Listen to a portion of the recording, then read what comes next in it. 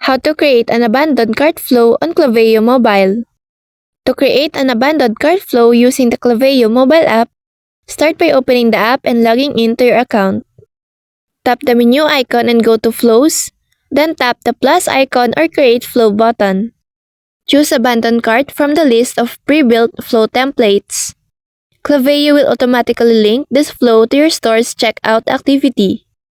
You can customize the flow by editing the email content, adjusting the timing delays, or adding conditions.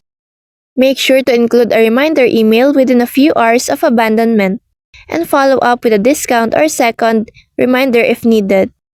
Once everything looks good, toggle the flow to live. With this setup, Klaviyo will automatically email customers who leave items in their cart, helping recover lost sales and improve conversions right from your mobile device. So that's all for this video. I hope this helps. Thank you.